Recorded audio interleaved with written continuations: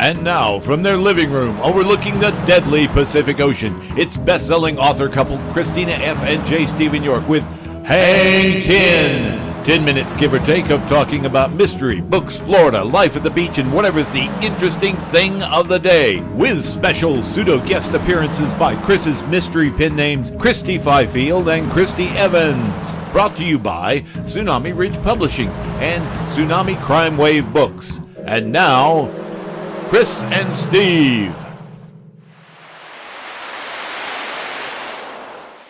Welcome to Hang 10. 10 minutes of talking about mystery and books in Florida and other things of interest with national best-selling writer J. Stephen York. And here with me is my wife and prolific co-writer and a national bestseller herself, Christina F. York. Say hi, Chris. Hi, Chris. Yeah, that was an easy joke. I know. I'm a smart aleck. Yeah. So you write under multiple names and multiple book series. Run us down. Christy Evans wrote the Plumber series for Berkeley Prime Crime.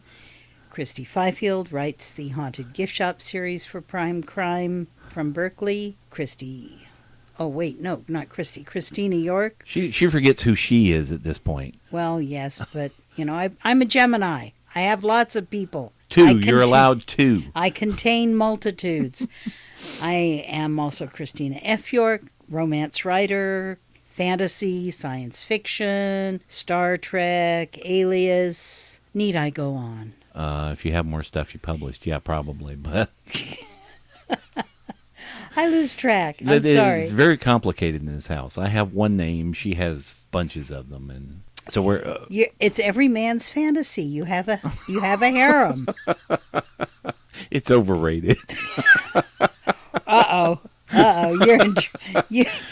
You have a death wish, don't you? Maybe. Yeah. Well, you married me. That was your first mistake. Yeah. So what are we talking about here today? Well, first your death wish, and then murder. Murder.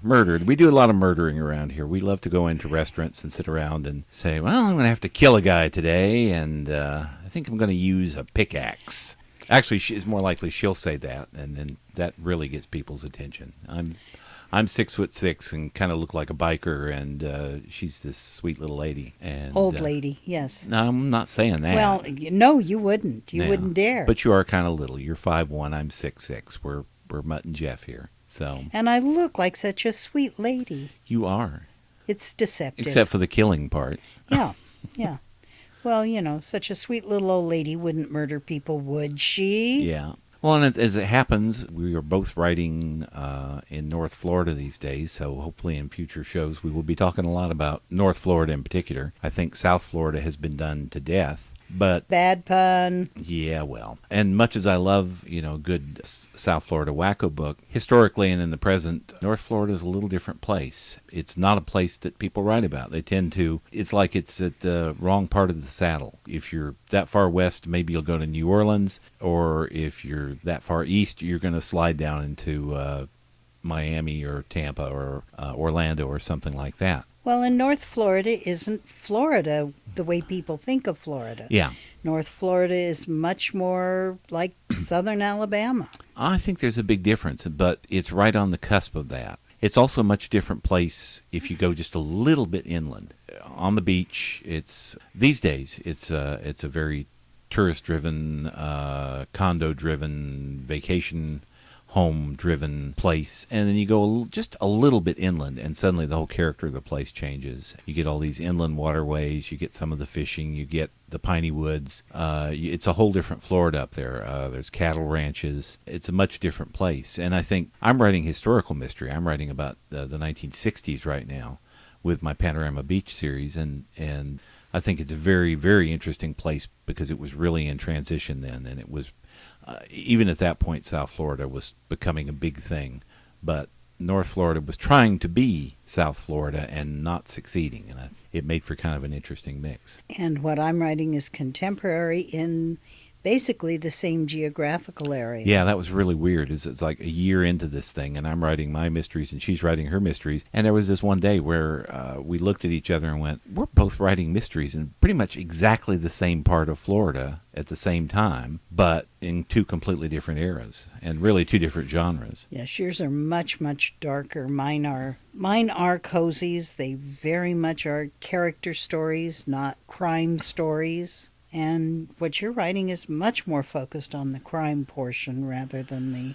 I mean, you're Crime writing and- character too, but the crime is much more central.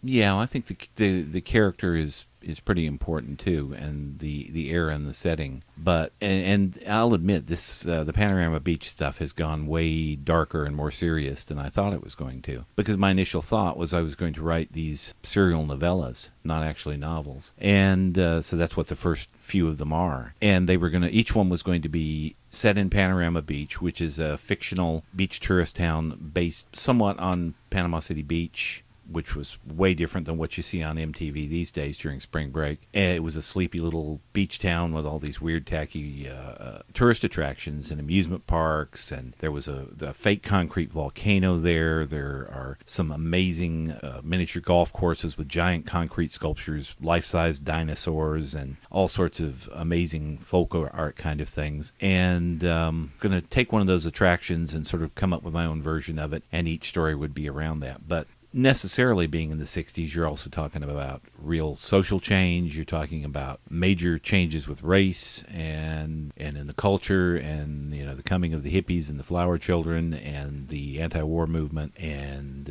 it's a very interesting kind of Wild West place, and how much was in transition and how much was conflict. Well, and the entire country was going through the same thing, but perhaps more so in that area simply because there were some major, I don't want to say confrontations, collisions in society that there might not have been in other areas. Well, there were...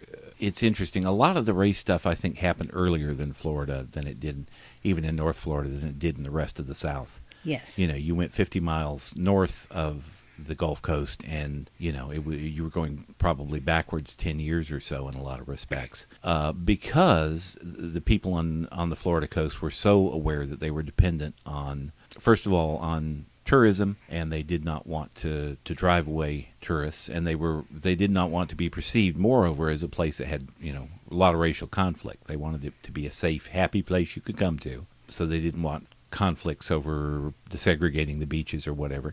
And also they were very dependent on the military, and from the federal level it came down. Basically, we have black people in the military, and you were expected to treat them in such and such a way, and the military really pushed some progressive action, if not necessarily change of character. And I'm getting real serious here. I don't want to get too carried away on And that. I dealt with some of that in the latest book that'll be out next year, Murder Ties the Knot. in the haunted gift box. In the haunted gift shop series. Haunted gift box, yeah. Keep trying, honey. You'll get it yet. Yeah. Dealing with a character who had the problem of an interracial romance at a time when it was illegal, and dealing with his story now as an older adult, nearly 70, looking back at how things were for him from the perspective of my characters, who are 30-somethings in modern-day Florida. And for some of them, it's almost a revelation that the way things used to be. And we're over our 10 minutes. We said we were going to try and keep the show to 10 minutes or so, not to take up too much of your time at any one time, and also not too much of our time. So, any final thoughts here? I will point out our websites, Christy Mystery, that's ChristymYstery, all together, ChristyMystery.com, and YorkWriters.com, Y-O-R-K, like New York, YORKWRITERS.com, all together, and drop by our websites, which we hopefully will be updating a little bit more often now that we're going to send you there. So thank you for listening to Hang 10. We'll see you next wave. Thanks for listening to Hang 10. Tsunami Ridge and Tsunami Crime Wave books and ebooks are available from Amazon, Barnes & Noble, Kobo, Smashwords, Apple iBooks, and other fine book and ebook dealers. Read The Haunted Gift Shop Mysteries by Christy Fifield and The Lady Plumber Mysteries by Christy Evans, all from Berkeley Prime Crime. Until next time, keep your feet wet and your pages dry, because books are better at the beach. And then join us back at Tsunami Ridge to watch the big one come in and Hang 10.